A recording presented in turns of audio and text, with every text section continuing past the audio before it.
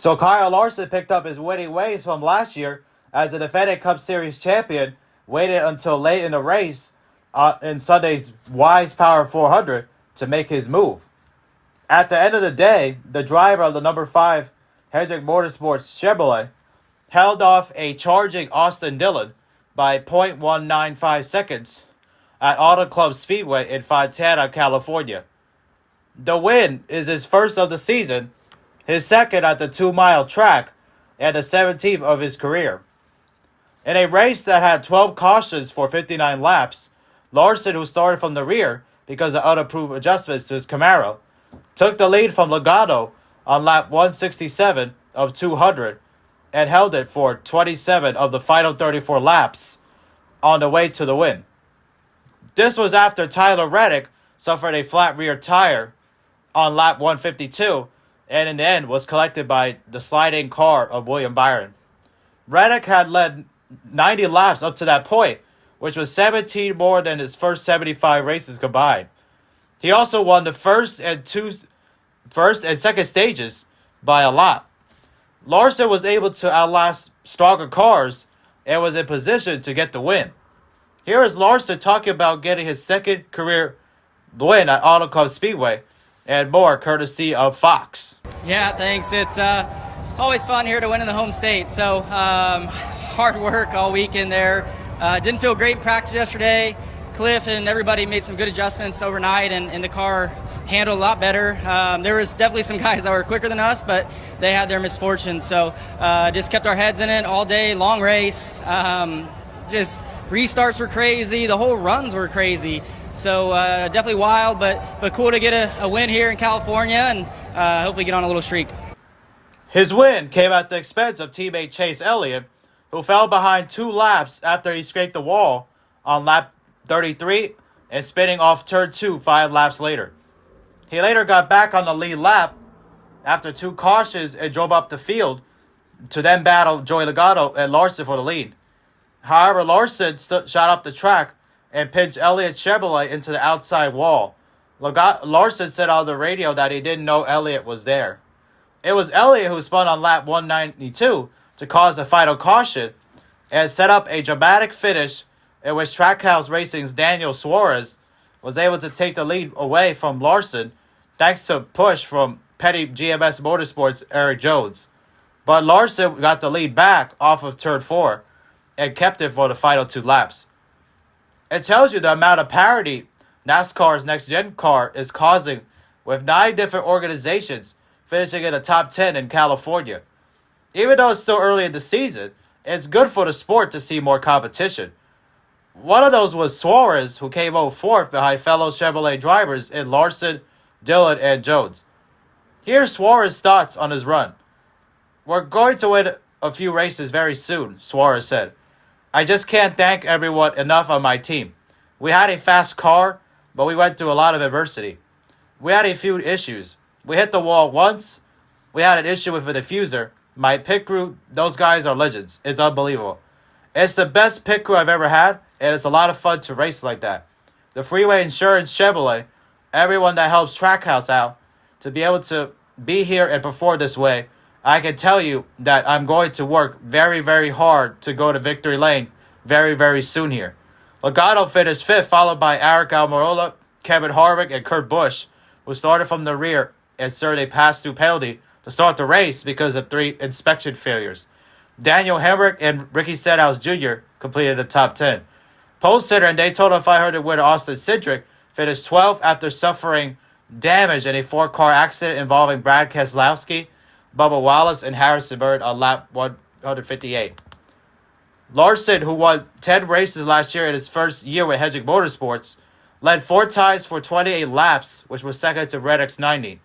There was 32 lead changes in the race, which was by 9 drivers and had a lot of different drivers in different spots in the running order.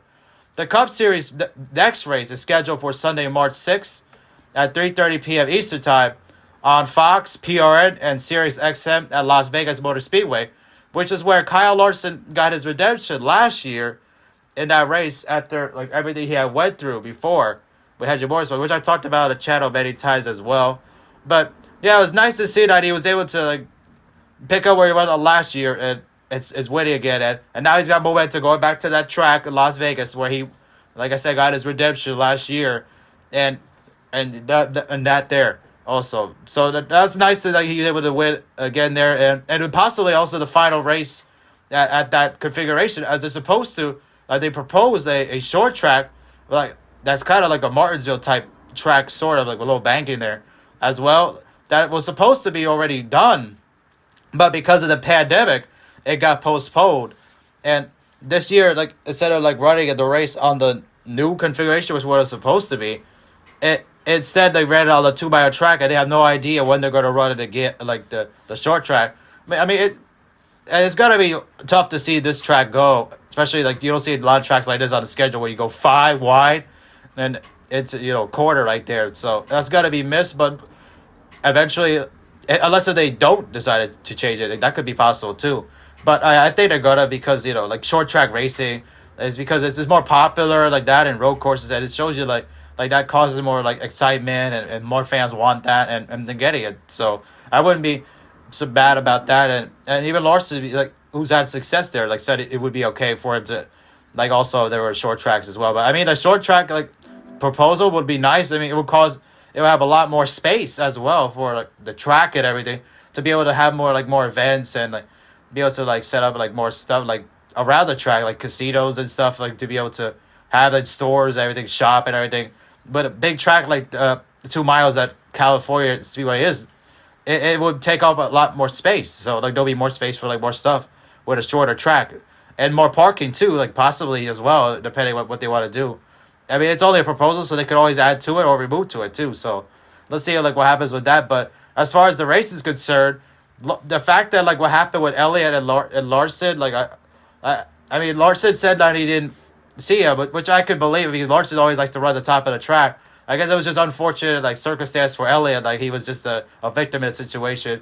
But on the radio, like he called him an idiot as well. But like Larson didn't know what he was. Like, he didn't see Elliott there. I mean, I don't think he was trying to intentionally wreck a teammate. Like that would be stupid. I know it's like they're battling for the win and everything, but it's not a. I don't think he would intentionally try to wreck his teammate like there. Yeah, it was just like unfortunate situation that Chase got into, and Kyle there. But it was unfortunate. But it is what it is, though. Like Larson was able to win. Like it wasn't like like what are you gonna do? Like once you have the lead, you're not gonna just give it away like that. Like I mean, like Suarez though, he had a great run as well. Like he almost took. I thought he was gonna end up winning the race. Like the way he passed Larson there, like he held him off, for a little bit until like Larson passed him back. But like I thought that was gonna be like the battle for the, like he was gonna win the race. Like at that point, especially they just tell you like the next gen cars tell you like more like competition as well.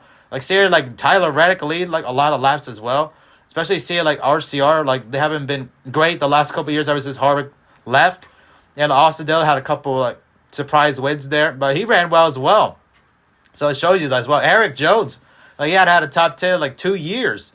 Like I saw that like on Fox, like they said that during the broadcast as well. Like that was insane as well, like stat there. Especially like Eric Jones being like always like in the JGR system as well, to like end up like being like look like he was like the odd man out there. Like then going to like Richard Petty and driving like for like a lower tier team. But now that the next gen car is here, like he's able to like be more competitive. Let's see if like that keeps it up though. Like that would be something else. If that's the case though, that you see like all these like parity and everything, you might be ended up seeing like more than 16 winners. So that tells you like Austin Cindric, like what he did. Like I don't know if that would be enough to like make the playoffs if he always sticks with one win. But I would expect Larson. He's going to win a lot more races because he's Kyle Larson, defending champion, everything like that. Like he's got the momentum going right now. So like see like how it goes. But like, it tells you like I mean, even though like the next gen car, like everything like that, but it's still going to be like like the best team is still going to have the best equipment and best stuff. So Larson just showed it there. Like late in the race, he figured it out. Even though he didn't have the best car, he always find a way to get to the front. The great drivers do, and Larson he found a way there. Especially like winning at that track and Auto Club Speedway as well. So that was nice to see him back in victory lane as well. Winning the surfboard, that's a cool trophy as well. Well, I don't know like what's gonna happen once they go to the short track, if they're gonna keep that trophy, but we'll wait and see on that until until there's more information. I mean, they're done in there, and we'll figure out what happens there, because they even the Auto Club people don't know what they're gonna do like with the track. Like, I mean, even like some of them are saying, yeah, they're gonna still do it, but they don't know like exactly when it's gonna be done. So like they're still trying to figure out all the details, see if it's a good idea or whatever like that. So we'll wait and see all that, but definitely it'll be interesting to see like what will happen with the track and everything like that. Anyways, hope you guys enjoyed. Don't forget to leave a like, and if you are brand new, subscribe. And we'll see you guys in the next video. Peace.